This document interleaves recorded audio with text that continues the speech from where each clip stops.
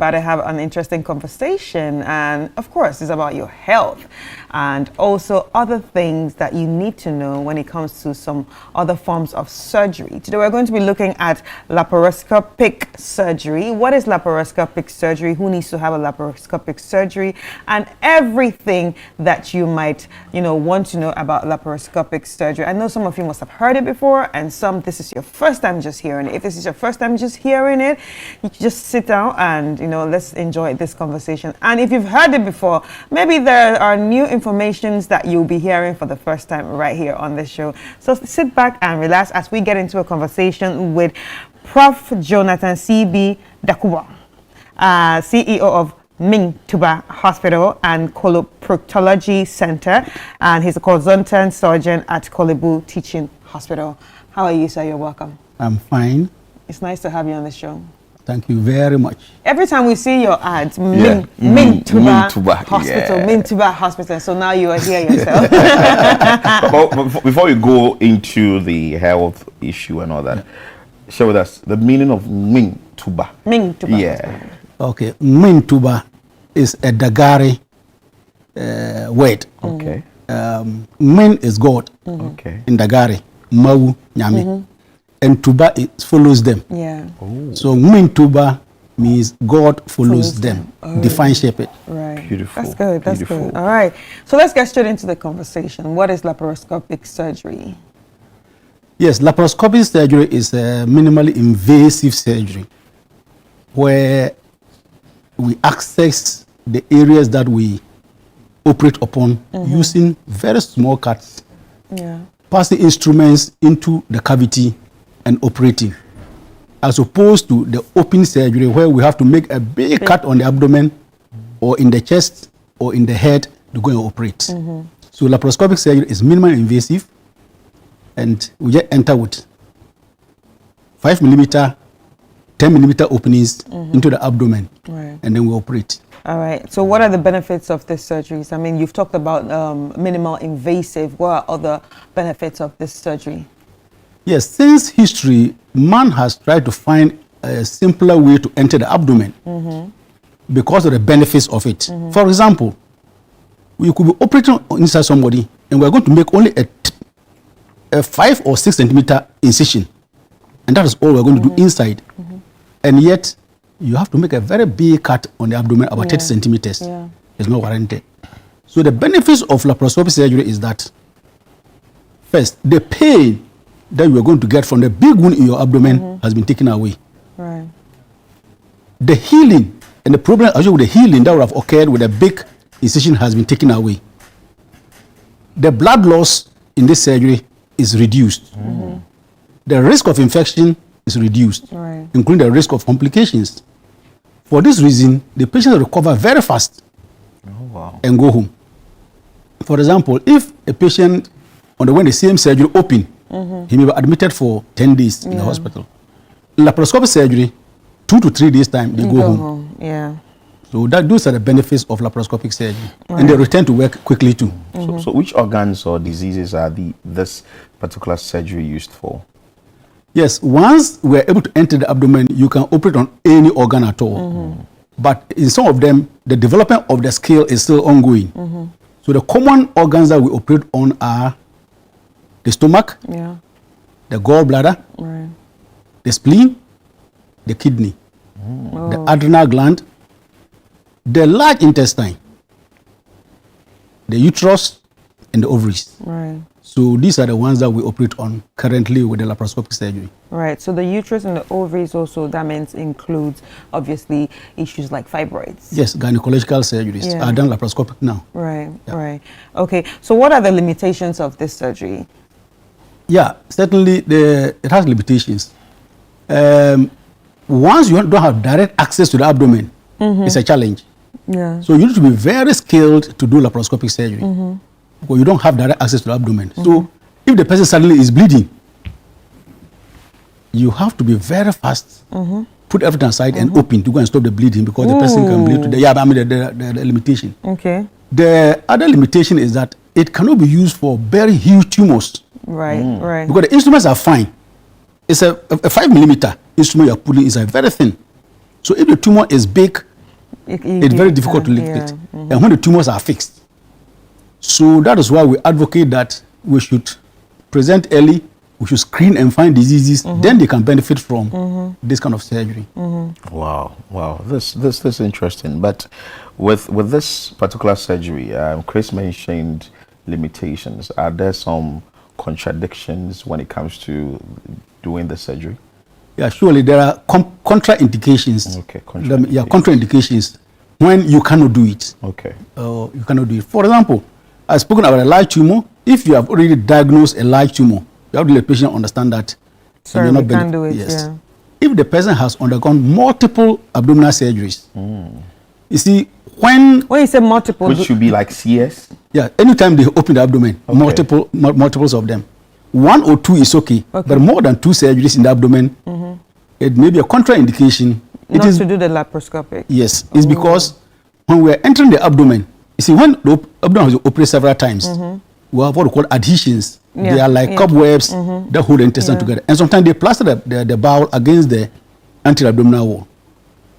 So if the surgeon is not very careful, in trying to enter the abdomen, you enter the intestine. And that becomes a different thing altogether. So, but there are other ways of maneuvering around it. So it is a contraindication.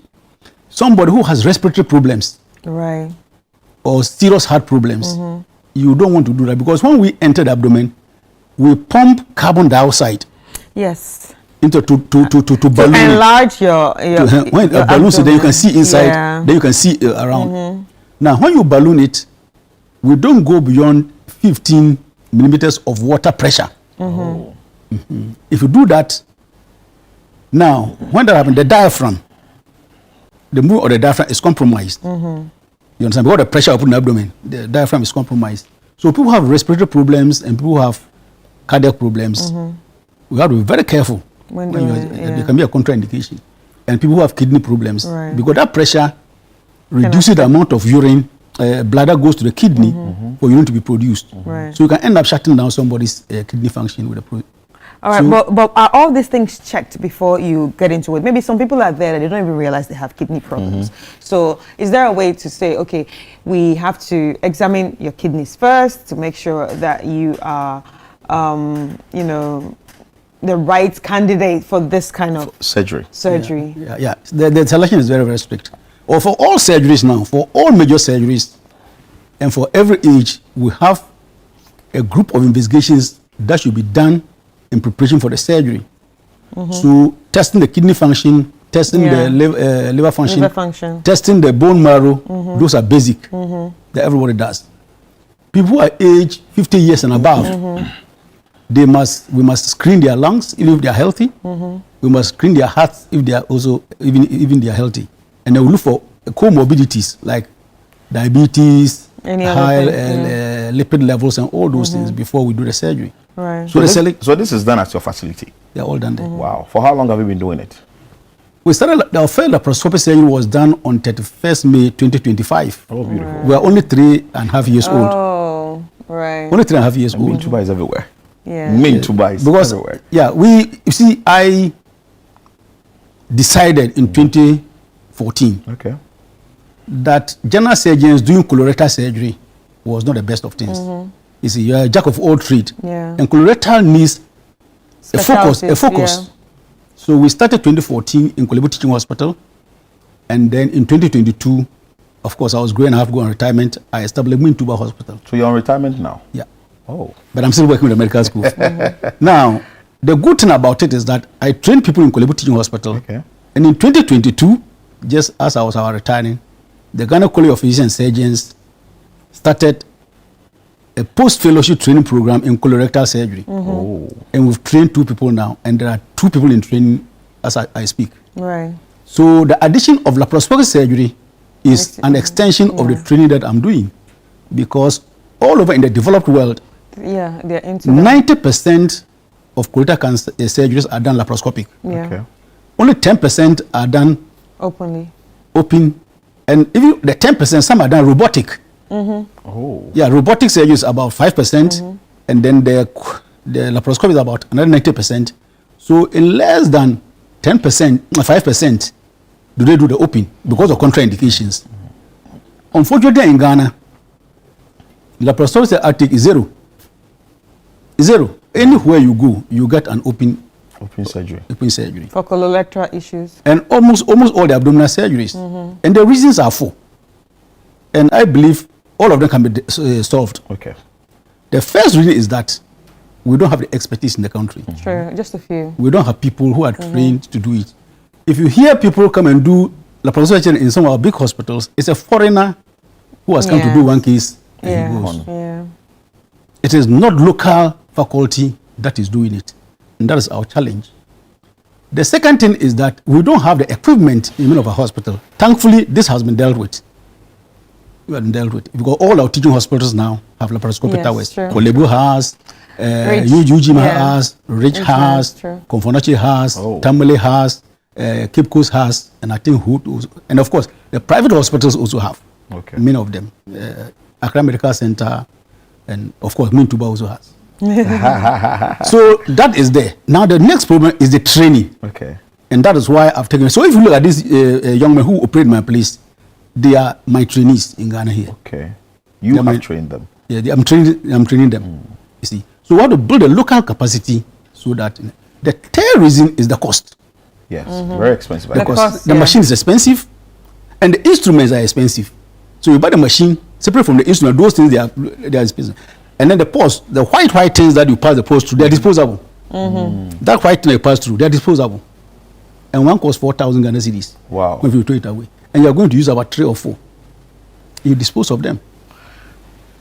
They are disposable. Wow. So the input or the logistics for the product are very expensive. So it's an expensive procedure. And last but not the least is that many of our people don't know that the benefits of this procedure, which we have to bring to them. Doc, before you take leave of us, is there any contacts you want to put out there if somebody wants to get in touch with Mintuba Hospital? Mintuba Hospital. Yes, I mean, our most active and dedicated line is 0244 581 541. We don't want to keep our customers or clients confused, so we're using one dedicated line. And when you call, somebody picks, and that's 0244 581 541. And for how long have you been doing this as a doctor? Oh, I've been a surgeon. Oh, I finished medical school in 1991. So you have to. So like forever.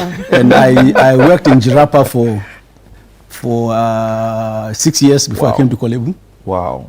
So Kolebu, in fact, much of my practice has been surgery. Since the day I finished medical school, I've done more surgery than anything else. Wow. The other disciplines, I was there for only 6 months. Medicine 6 months, child health 6 months, ONG 6 months. So 1.5 years of non-surgery. The rest of my life has been surgery. Yeah. Oh, thank you so much for your time. And Chris. Thank you so much, Doc. It was really nice having this conversation. And if you enjoyed this conversation and also curious about, wanting to have a laparoscopic surgery, all you need to do is call the number that Doc gave out or Doc, visit. We want to mention the number again. 0244 581 541. Okay, beautiful. All right. Or visit Mintuba Hospital. I'm excited I've gotten the explanation today. Yes, it's MW Mintuba. Yes. All right. So thank you so much, Professor Jonathan Sibe Dakubo, who is the CEO of Mintuba Hospital and Coloproctology Center. And he's also a consultant surgeon at the Kolebu Teaching Hospital.